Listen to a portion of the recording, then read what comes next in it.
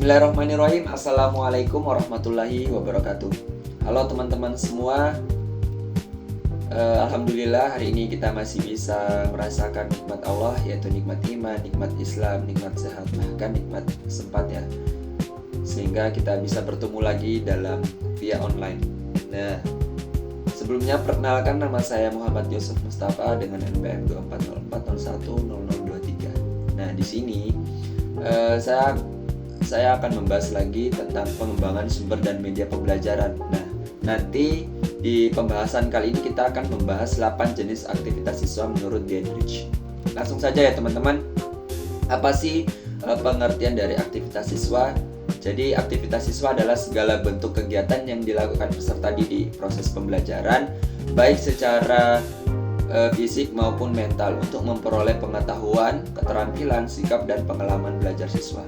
Aktivitas siswa tidak hanya berupa mendengarkan penjelasan guru saja, tetapi juga mencakup membaca, berdiskusi, bertanya, menulis, mengamati, mempraktikkan, hingga memecahkan suatu masalah. Dalam proses pembelajaran, aktivitas siswa sangat penting karena menunjukkan keterlibatan peserta didik secara aktif dalam belajar.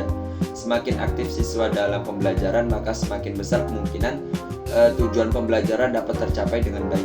Aktivitas siswa juga membantu mengembangkan kemampuan berpikir kritis siswa, seperti kreativitas, komunikasi, kerjasama, serta membentuk karakter siswa menjadi yang lebih baik lagi dalam kehidupan sehari-harinya siswa. Nah, langsung saja kita akan membahas 8 aktivitas siswa menurut Dietrich. Yang pertama itu ada aktivitas visual. Nah, aktivitas visual adalah kegiatan belajar yang memanfaatkan indera penglihatan untuk memperoleh dan memahami informasi. Dalam proses pembelajaran, aktivitas ini sangat penting karena sebagian besar siswa lebih mudah memahami materi melalui tampilan visual seperti gambar, video, grafik, atau demonstrasi langsung. Nah, aktivitas visual membantu siswa memahami konsep yang abstrak menjadi lebih konkret dan menarik. Penggunaan media visual juga dapat meningkatkan konsentrasi, minat belajar, serta daya ingat siswa terhadap materi yang dipelajari. Oleh karena itu, guru perlu memanfaatkan berbagai media visual agar pembelajaran itu lebih efektif, interaktif, dan mudah dipahami oleh peserta didik dalam kehidupan sehari-hari. Contohnya, siswa membaca buku PAI tentang sejarah perkembangan Islam, mengamati video tata cara wudhu dan salat, terus melihat infografis rukun iman, serta memperhatikan demonstrasi guru mengenai praktik tayamum. Nah, contohnya seperti itu ya. Terus yang kedua, aktivitas lisan atau oral activities. Nah, aktivitas lisan merupakan kegiatan belajar yang melibatkan kemampuan berbicara untuk menyampaikan suatu ide, pendapat, maupun pertanyaan. Aktivitas ini membantu siswa melatih keberanian, kemampuan komunikasi, serta keterampilan berpikir kritis siswa.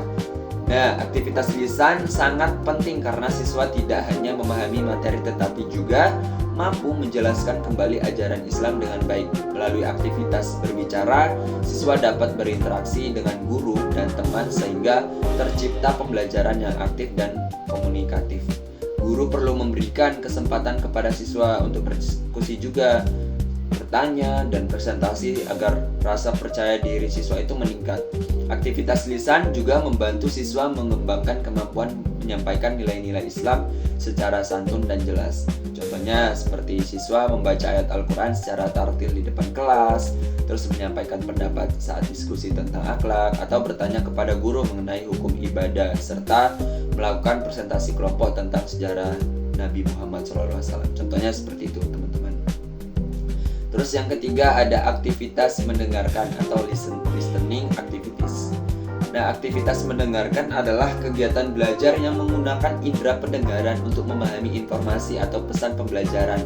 Aktivitas ini membutuhkan perhatian dan konsentrasi agar siswa dapat menangkap materi dengan baik.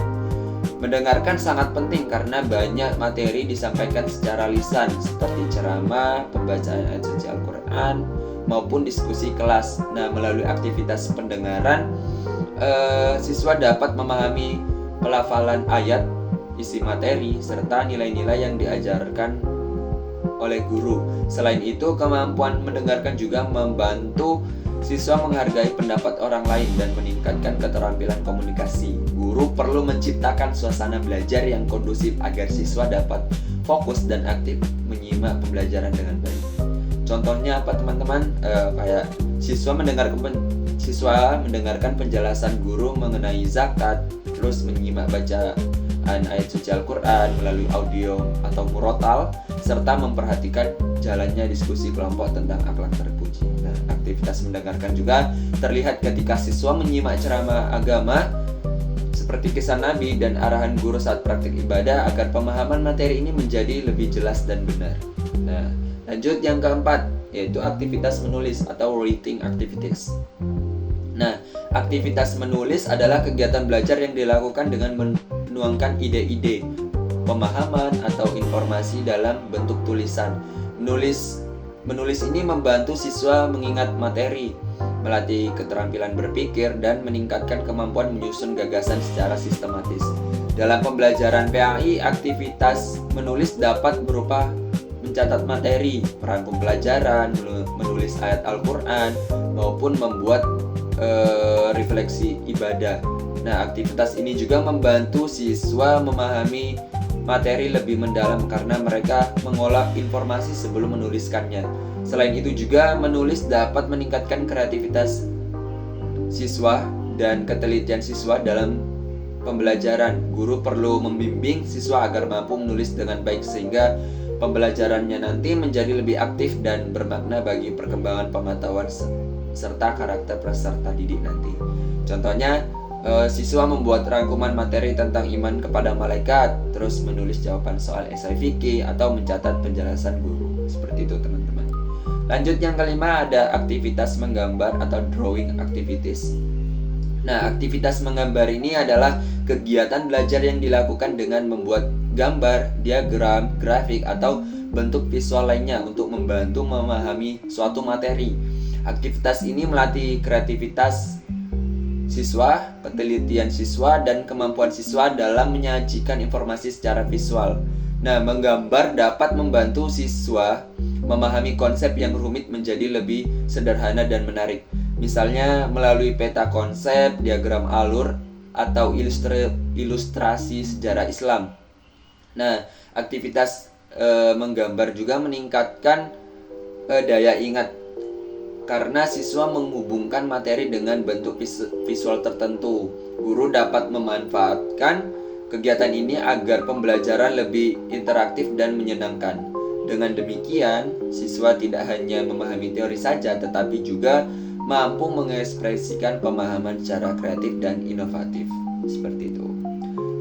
Lanjut yang keenam, ada aktivitas motorik atau motor activities. Nah, aktivitas motorik ini adalah kegiatan belajar yang melibatkan gerakan tubuh dan koordinasi fisik dalam proses pembelajaran. Aktivitas ini sangat penting dalam pembelajaran praktik karena siswa belajar melalui pengalaman langsung. Nah, aktivitas motorik membantu siswa memahami tata cara ibadah secara benar seperti praktik sholat, wudhu, atau manasik haji.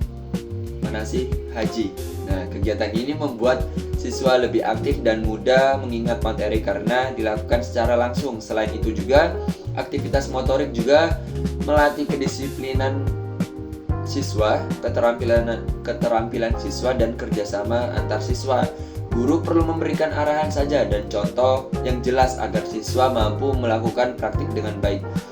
Nah, dengan aktivitas motorik ini, pembelajaran menjadi lebih nyata, menarik, dan bermakna bagi peserta didik. Contohnya, siswa mempraktikkan gerakan sholat berjamaah, melakukan simulasi manasik haji di lapangan sekolah, serta mempraktikkan tata cara wudhu sesuai dengan tuntutan Islam.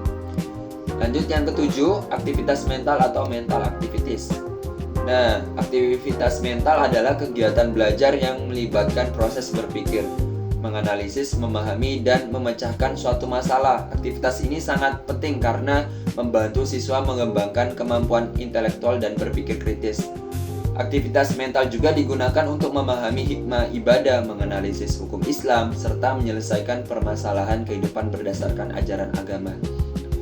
Jadi melalui aktivitas mental, siswa tidak hanya menghafal materi, tetapi juga mampu memahami makna dan penerapannya dalam kehidupan sehari-hari siswa nanti. Nah, guru memberikan pertanyaan atau studi kasus dan tugas analisis agar kemampuan berpikir siswa semakin berkembang. Dengan demikian, siswa menjadi lebih aktif, kritis, dan mampu mengambil keputusan berdasarkan nilai-nilai yang benar. Contohnya, siswa menganalisis hukum jual beli online dalam Islam, terus memecahkan studi kasus tentang perilaku remaja, atau mengingat dan memahami hafalan ayat Al-Quran, seperti itu. Terus yang terakhir, aktivitas emosional atau emotional activities. Aktivitas emosional adalah kegiatan belajar yang melibatkan perasaan, penghayatan, sikap, dan pembentukan karakter siswa. Dalam pembelajaran PAI, aktivitas emosional sangat penting karena tujuan pendidikan Islam tidak hanya meningkatkan pengetahuan tetapi juga membentuk akhlak mulia. Aktivitas ini membantu siswa merasakan nilai-nilai agama secara mendalam sehingga muncul sikap religius, empati, tanggung jawab, dan kepedulian terhadap sosial. Guru perlu menciptakan pembelajaran yang menyentuh hati siswa agar melalui nasihat, refleksi, dan pengalaman nyata. Dengan aktivitas emosional, siswa lebih mudah menghayati ajaran Islam dan menerapkan dalam kehidupan sehari-hari mereka. Pembelajaran menjadi lebih bermakna karena tidak hanya melatih aspek kognitif saja, tetapi juga perkembangan sikap dan kepribadiannya siswa. Nah, seperti siswa merasakan ketenangan saat berdoa bersama, terus menunjukkan empati melalui kegiatan sedekah dan penggalangan dana sosial, atau antusias mengikuti pembelajaran PAI di dalam kelas. Nah, mungkin itu ya teman-teman terkait 8 aktivitas siswa menurut Dietrich. Jadi kesimpulannya adalah aktivitas ini sangat beragam dan saling melengkapi. Aktivitas visual membantu siswa memahami materi melalui gambar dan video. Aktivitas lisan melatih keberanian berbicara dan berdiskusi. Terus ada juga aktivitas mendengar, yaitu nanti meningkatkan fokus dan pemahaman siswa. Terus ada aktivitas menulis, membantu mengingat dan menyusun ide siswa. Lalu aktivitas menggambar, membuat materi lebih mudah dipahami secara visual. Lalu aktivitas motorik juga melatih praktik ibadah secara langsung. Dan aktivitas mental mengembangkan cara berpikir kritis dan memahami makna ajaran Islam. Yang terakhir yaitu tadi aktivitas emosional membentuk sikap dan akhlak yang baik. Nah, semua aktivitas ini membuat pembelajaran lebih efektif, menarik, dan bermakna sehingga siswa nantinya dapat memahami dan mengamalkan ajaran Islam dalam kehidupan sehari-hari dengan lebih baik. Sekian, terima kasih untuk pembahasan terkait 8 aktivitas siswa menurut Dietrich. Jika ada salah, mohon maaf yang sebesar-besarnya. Sekian, wassalamualaikum warahmatullahi wabarakatuh.